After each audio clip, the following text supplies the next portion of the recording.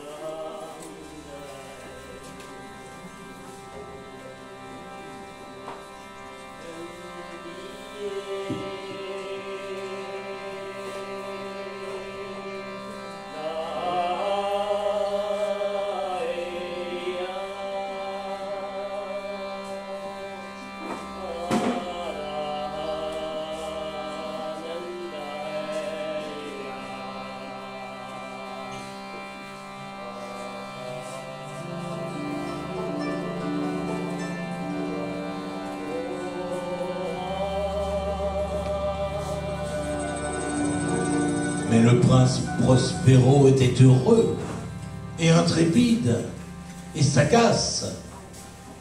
Quand ses domaines furent à moitié dépeuplés, il convoqua 1 millier d'amis vigoureux et allègres de cœur, choisis parmi les chevaliers et les dames de sa cour, et se fit avec eux une retraite profonde dans une de ses abbayes fortifiées.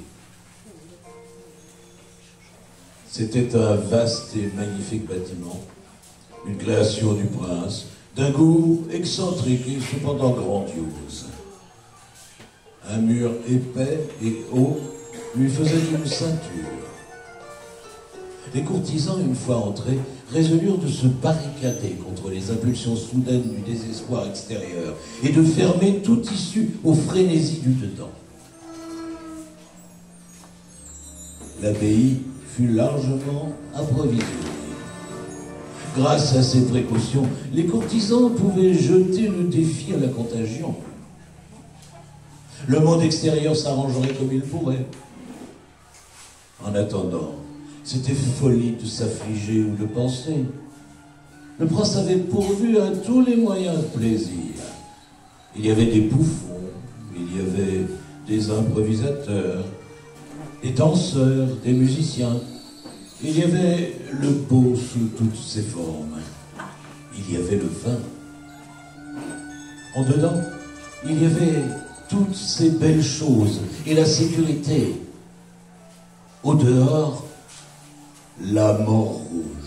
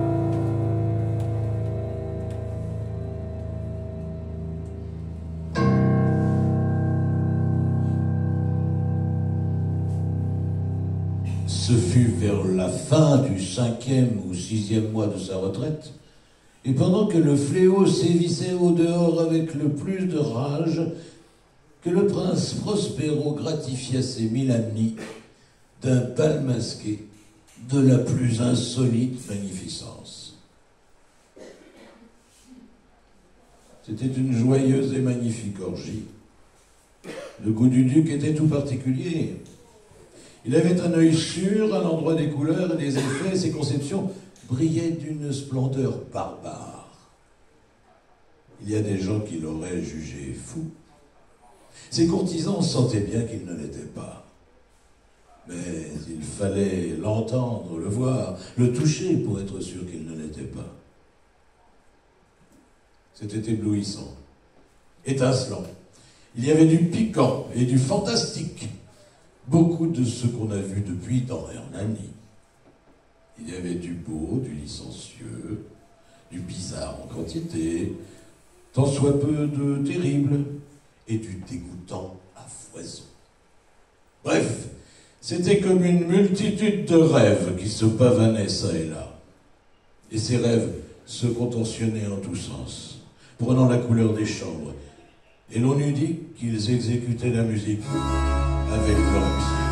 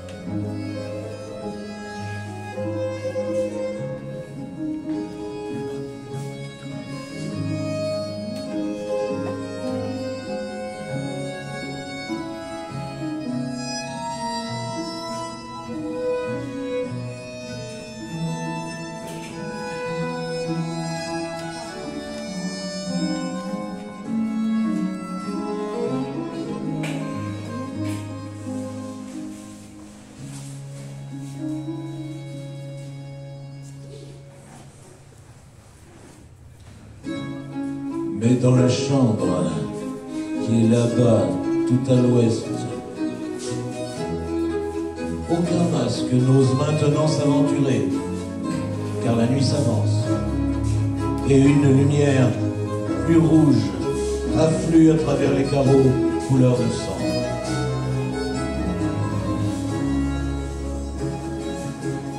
Et la noirceur des draperies funèbres est effrayante. Et à l'étourdi qui met le pied sur le tapis funèbre, l'horloge d'ébène envoie un carillon plus lourd, plus solennellement énergique que celui qui frappe les oreilles des masques, tourbillonnant dans l'insouciance lointaine des autres salles.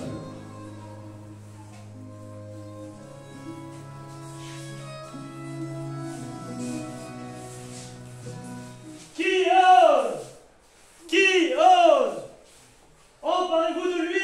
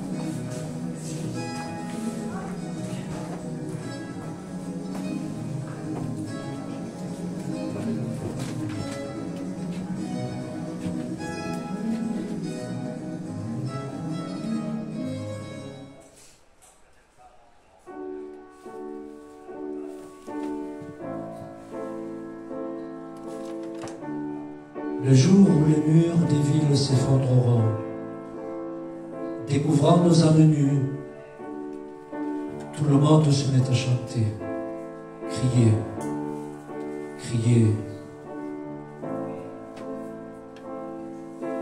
Loud, loud, loud, loud.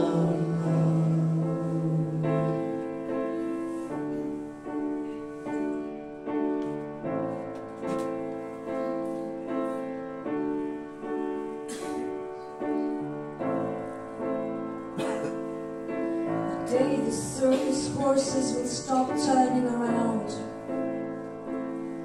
running fast through the green valleys, we'll sing and cry and shout. Loud, loud, loud, loud.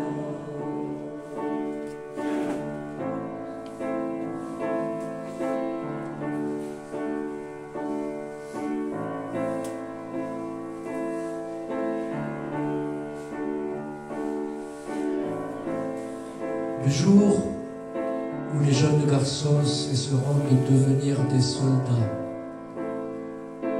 et les soldats arrêteront de jouer à des jeux de guerre, nous chanterons, pleurerons, et crierons. Loud, loud, loud, loud.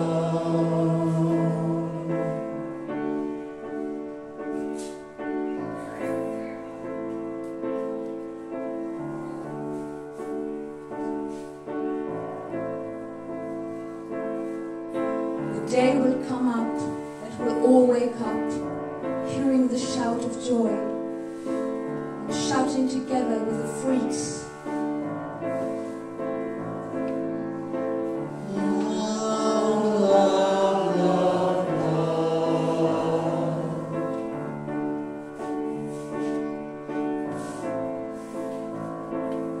Le jour où le monde basculera, nous courons ensemble, en rond et en rond, criant, chantant, chantant. Loud, loud, loud, loud.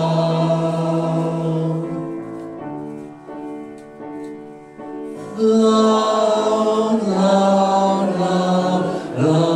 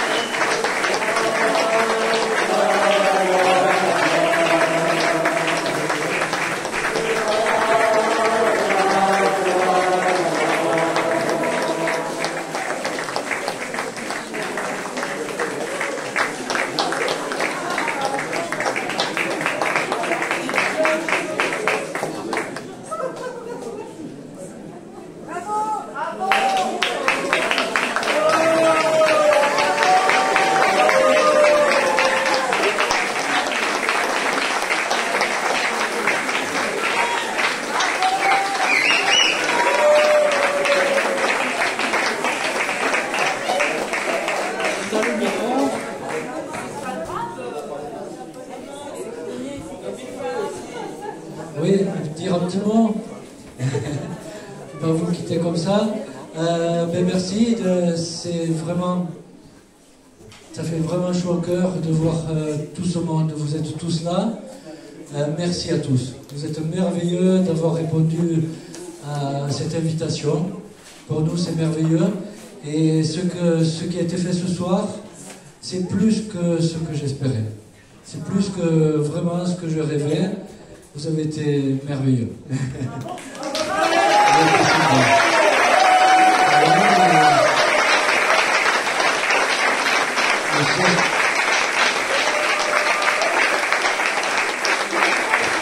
J'espère que vous allez apprécier ce voyage dans le monde un peu spécial de cet écrivain, d'Edgar Allan Poe, qui est un prétexte pour, effectivement, pour faire ce spectacle, pour monter spectacle. C'est une création qui sera unique, hein, bien sûr.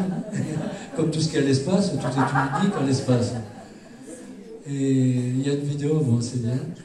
Et voilà, j'espère que ça vous a donné envie aussi de faire des choses, de revenir à l'espace et puis de découvrir l'univers de Poe, tous ces univers, parce qu'on a voulu superposer plusieurs couches, peut-être difficiles, peut-être un peu incompréhensibles, mais ça fait partie du jeu de vous mettre un peu dans cet inconfort aussi de la difficulté à saisir toutes ces scènes-là. Hein, c'est pas écrit trop facilement. De la pure poésie de l'instant. Voilà, c'est de la poésie, beaucoup de poésie. Voilà.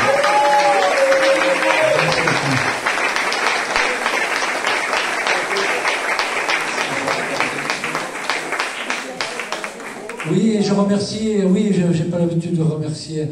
Je remercie d'abord l'équipe de Sophie, qui a été formidable parce que c'est l'atelier de Sophie.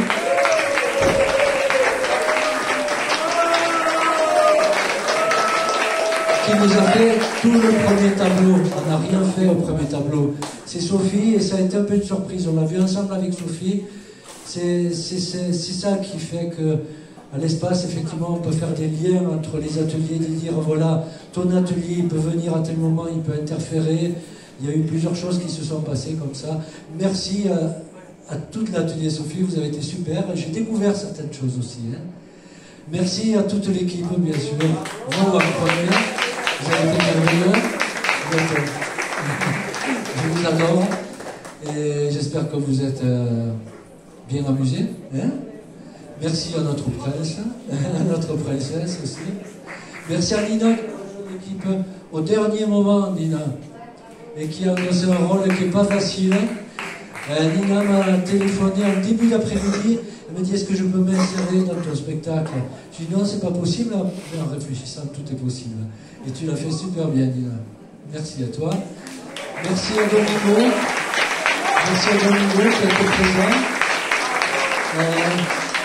Et je voudrais remercier un remerciement un peu spécial pour une personne. Je pense que je vais en oublier. C'est Yves, non? Ah mais si, peut-être aussi. Yves, bien sûr. On lui donne tout à Yves. Mais je voulais remercier aussi une autre personne.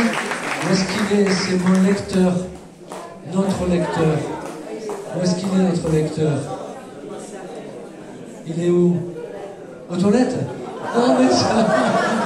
Et tu vas bouquiner aux toilettes, Jacques? Viens.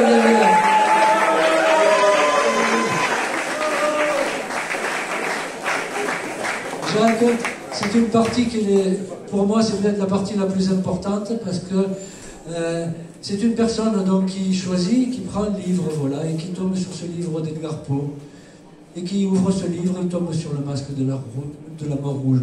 Et il se met à le lire, il lit cette nouvelle, et il y a son imaginaire qui se membrane, qui part. Et son imaginaire, c'est tout ça, son imaginaire.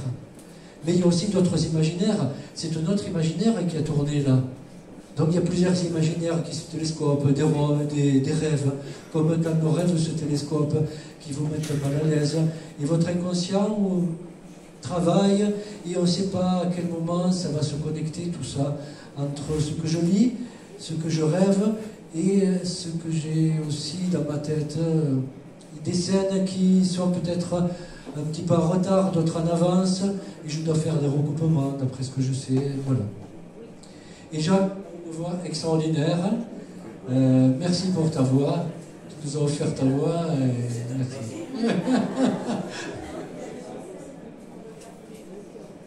Et ton regard aussi de spécialiste, mise en scène aussi. Tu nous as...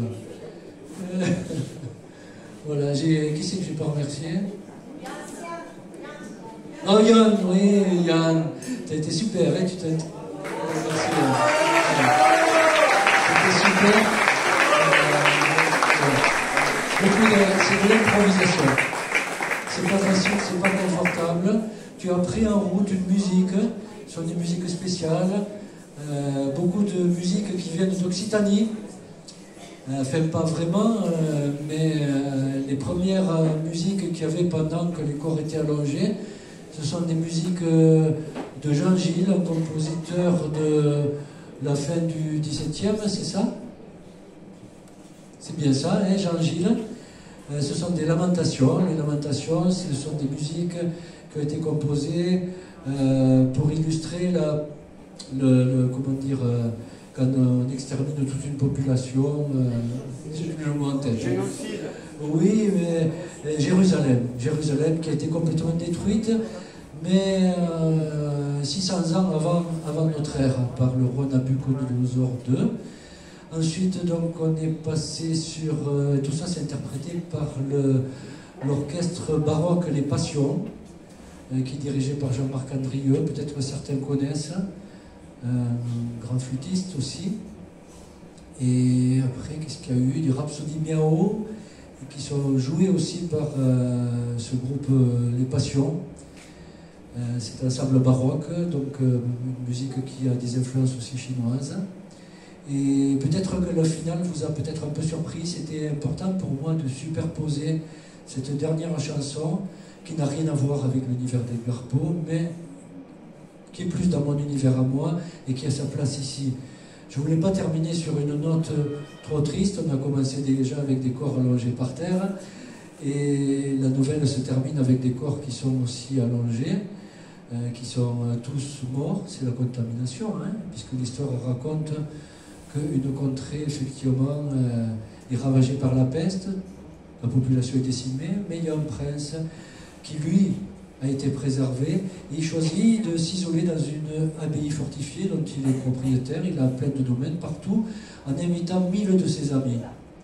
Et il s'isole là, en pensant que, effectivement, là, ils pourront faire la fête, le mal est dehors, il reste dehors. Et ça nous renvoie au confinement, et au fait que quelquefois on imaginait que non, on était là entre nous et rien ne peut nous atteindre, on peut faire la fête, on peut faire les fous, et oui, mais voilà, ça fait un cluster, ça fait ci, le virus il passe, c'est ce qui se passe. La mort elle est arrivée quand même, parce qu'ils font la fête pendant 5 mois, 6 mois, on a vu toutes les scènes, hein, et puis au bout d'un moment, si le virus il est passé, la mort est là, elle est arrivée. Et tout le monde petit à petit est décimé. Mais je ne voulais pas rester sur cette note trop triste, donc on s'est relevé grâce à un groupe que beaucoup d'entre vous ont connu dans les années 70, Aphrodite Child, et qui a fait un album, un double album mémorable qui marque l'histoire de la musique du XXe siècle, 666, et qui raconte musicalement l'apocalypse de Saint-Jean.